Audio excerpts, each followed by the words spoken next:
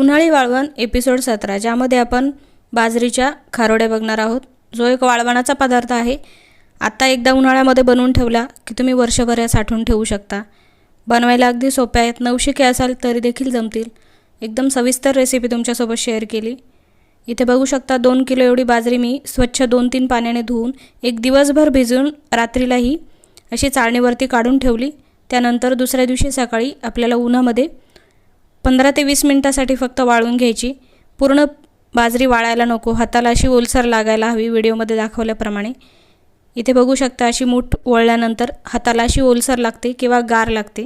या पद्धतीची झाली की आपल्याला मिक्सरच्या भांड्यामध्ये ही जाडसर अशी भरडून घ्यायची। आपल्याला बारीक पीठ करायचं नाहीये, जाडसर भरडून घ्यायची। आता पूर्वीच्या बाया ही जात्यावरती भरडायच्या, आता प्रत्येकाकडे जाता अवेलेबल नाही, त्यामुळे इथे मिक्सरच्या भांड्यावरती रवा टेक्स्चरची भरडून घेतली। जाड रवा असतो त्या पद्धतीची झाली पाहिजे, किंवा त्यापेक्षा थोडी जाड असेल तरी देखील हरकत नाही। इथे आता संपूर्ण पीठ आपल्याला हे तयार झालेलं मोजून घ्यायचं आहे। ज्या भांड्याने पीठ मोजून घेणार आहोत त्याच भांड्याने पाणी देखील मोजायचं। त्यासाठी तयार झालेलं पीठ इथे मोजून घेतलंय। 1.5 पातेलं एवढं पीठ हे तयार झालेलं आहे। आता हे सर्व जास्त प्रमाणात होतं म्हणून चुलीवरती बनवलेलं आहे। त्याचसोबत इकडे चुलीवरती आपण पाणी तापून घेणार आहोत। ज्या पातेल्याने पीठ घेतलं त्याच पातेल्याने इथे 4 पातेलं एवढं पाणी घेतले। 1.5 पातेलं इथे आपलं बाजरीचं भरड तयार झालेली होती, त्यासाठी इथे 4 पातेलं पाणी घेतले। त्यानंतर इथे मसाला टाकणार आहोत। यामध्ये भरपूर असा लसूण, काही लाल मिरच्या आणि जिरं घालायचं, बारीक करून घ्यायचं। मिठाचं प्रमाण इथे नॉर्मल पोह्याच्या चमच्यापेक्षा थोडासा मोठा चमचा आहे, ज्याने 3 चमचे एवढे मीठ घेतलेलं आहे। व्हिडिओमध्ये तुम्ही बघू शकता। आता हे सर्व एकत्र करून आपल्याला उकळत्या पाण्यामध्ये टाकायचे। त्याचसोबत अजून खमंग आणि चवदार व्हाव्या यासाठी अर्धा वाटी एवढे तीळ घालायचे।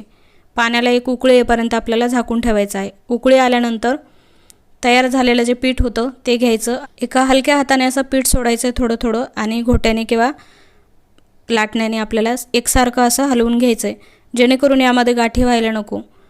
इथे घोट्यामुळे सगळ्या गाठी या फोडून घ्यायच्या। पीठ गरम असतानाच गाठ फुटली पाहिजे, नंतर ह्या घट्ट झाल्यानंतर खूप मोठ्या मोठ्या गाठी होतात, ते फुटणार नाहीत। यासाठी सुरुवातीलाच एकसारखं आपल्याला असं घोट्याने या गाठी वगैरे फोडून घ्यायच्या आणि मिश्रण एकसारखं असं शिजायला ठेवायचं आहे।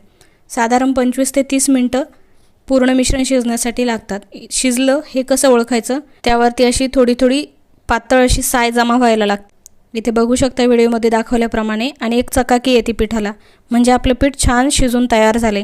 ते पातळ जरी दिसत असेल तरी थंड झाल्यानंतर इथे बघू शकताय अगदी घट्टसर असा गोळा बनून तयार होतो। पीठ जर जास्त घट्ट झालं तर मग त्या खारोड्या बनवायला देखील अवघड जातात। आता हातावरती अशी छोटीशी भाकरी थापून घ्यायची, नंतर त्याला तीळ लावायची आणि अशा हाताने छोट्या छोट्या आपल्याला खारोड्या बनवून तयार करून घ्यायच्या। खारोडी बनवायची ही पद्धत तुम्हाला कशी वाटली हे कमेंट करून नक्की कळवा, आणि तुमच्याकडे याला खारोडी म्हणतात की सांडगे हे देखील सांगा। 2 दिवसाचा याला कडकडीत ऊन द्यायला हवं, म्हणजे वर्षभर टिकतात, खराब होत नाहीत आणि कुरकुरीत अशा बनवून तयार होतात। त्यासोबत तयार खारोड्या ह्या थोड्याशा तेलामध्ये भाजायच्या आणि मग खायच्या। खूप छान खमंग लागतात, किंवा अशाही छान लागतात। तुम्हाला ही रेसिपी कशी वाटली कमेंट करून नक्की कळवा। आवडली असेल तर लाईक करा। पुन्हा भेटूया वाळवणाच्या साध्या, सोप्या आणि प्रत्येकाला करता येईल अशा वाळवण रेसिपीसोबत।